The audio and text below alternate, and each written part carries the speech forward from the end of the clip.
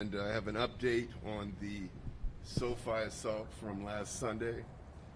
Yesterday, Inglewood police officers traced the vehicle seen in the security video and made contact with the registered owner.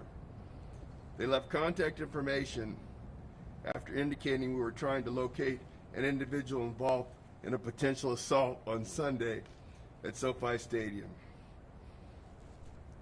Later that day, they were contacted by Cifuentes, Rosell, Brian, Alexis.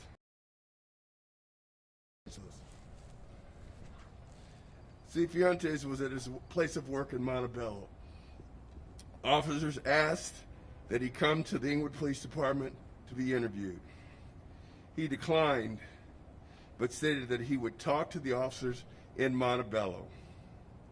Officers went to his location, and he voluntarily accompanied them to the Inglewood Police Department, where he received his Miranda admonition and was interviewed.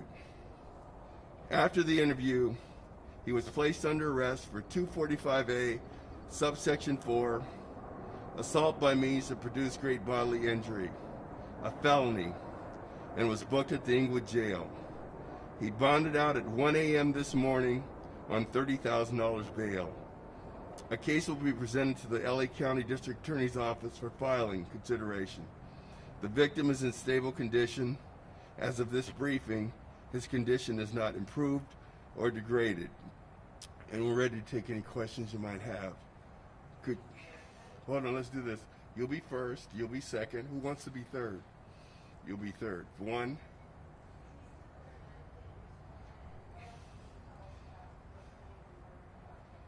I mean, that's all we know, is that he's still hospitalized and he's in a medically induced coma. Two.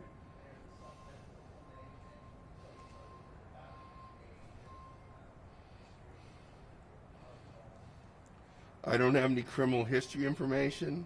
It's Cifuentes, and I'll give you all a copy of this press release. Cifuentes.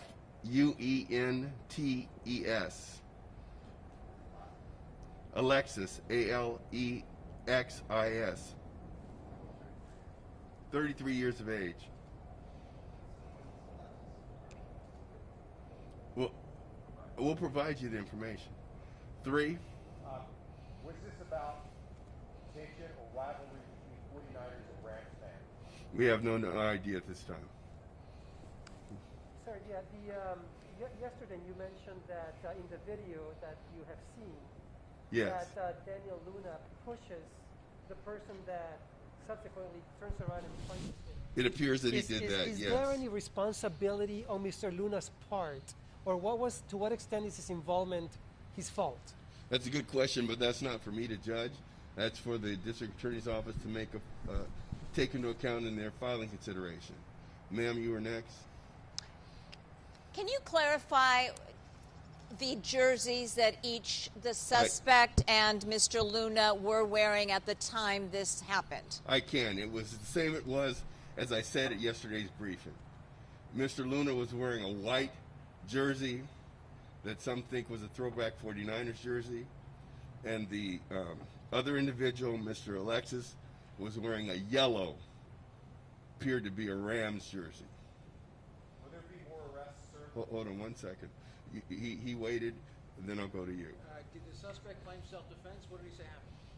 We wouldn't talk about his statement. We're going to file a case with the district attorney's office. So we're not going to do anything that would jeopardize that filing. My question is, will there be more people arrested and might Mr. Luna face charges for what happened in the altercation? That would be up to the district attorney's office. We filed a case for 245 against Mr. Alexis, and they will look at the totality of the circumstances, and they will make their decision. From the video that I saw, which admittedly is only a minute and a half or what have you, it doesn't look like anyone else was involved. Anybody else before I go back? Go ahead. Have you had a chance to, can you give us an update on Mr. Luna's condition, and can you tell us whether he has been interviewed by police yet, if he's awake? We've been unable to interview him. As I said repeatedly, he's been in a medically induced coma. And as I said earlier, his condition is not improved or degraded. Yes, sir. I don't know what they were doing during the game. At the time of the video clip that I saw, they were standing around in the parking lot as a group.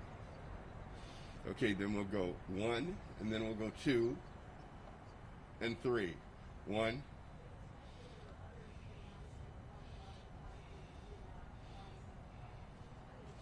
I don't know where that narrative comes from.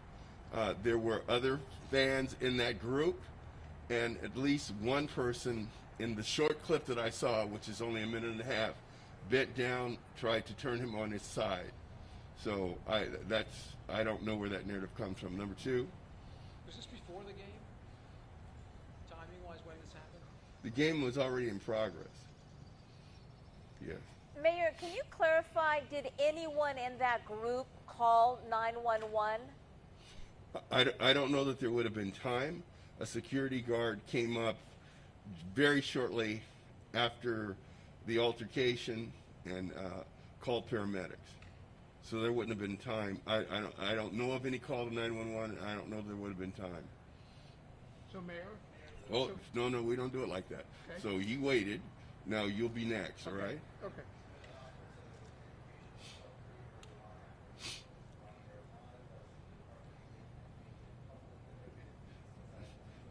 First of all, the department wasn't late, and the opinion from the doctor was ascertained at a later time. It wasn't, there was a police officer at the hospital in the room listening to the doctor opine.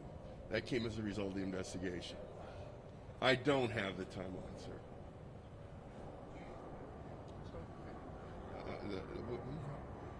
Go right ahead. Okay, so just to clarify though, these people all stayed outside. The game is starting. They spent all this money for the tickets, and they were all out there with him until 30 minutes into the game. Is that what you're saying? It looked like a tailgate party to me. Okay. All right?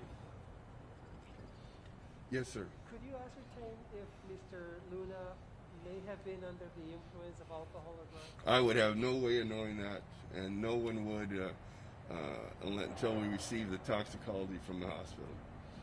Yes, sir. Do you have any concerns about security at SoFi Stadium based on what happened here? And do you think there's anything to worry about because this happened in this parking lot that we were waiting people around? It's in pretty bad shape right now. I don't think there's anything to worry about.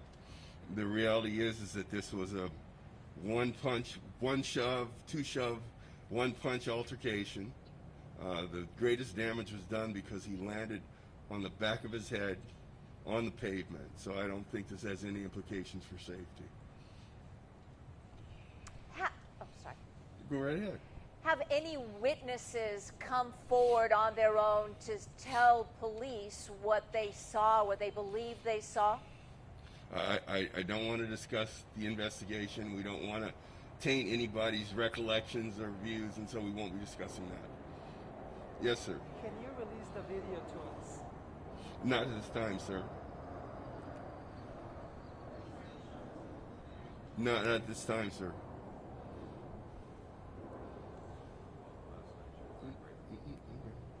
Okay, and so, go ahead, sir. One more question, Mr. Mayor. Last night you described the scenario as the victim pushing the suspect pushing and then punching. Can you lay that out again? Is that how it went down? Here, I'm going to tell you the minute and a half or so video I saw. Crowd milling around, overwhelming number of people in red jerseys. There's an individual in a yellow jersey and an individual in a white jersey. The individual in the white jersey pushes the individual in the yellow jersey, and he falls over backward but doesn't fall to the ground. The individual in the yellow jersey pushes the individual in the white jersey and then strikes him once, it appears, in the face area. The individual in the white jersey falls backwards, hits his head on the pavement, doesn't move after that. Has the suspect made a statement to exactly what happened? We won't be discussing the suspect's statements that were made in the investigation. Yes, ma'am. Have you been able to review video prior to that group, that incident, that may show how these people all came to be together may show something else that may have happened. No, we haven't. We don't believe anything else happened. If you look, if the video that I saw, it was a group of people, looked like they're tailgating, and then there was this incident. Looked like there was, I couldn't tell of any precursor to, you know, what happened. Okay? And the last thing I want to do, I want to give our best wishes to the family. The chief has talked to the mother. She's very grateful that there's an arrest been made. I've called her myself, reached voicemail, and gave her just the best wishes to the city for her family and offered our assistance any way we can. Okay, thank you guys very much.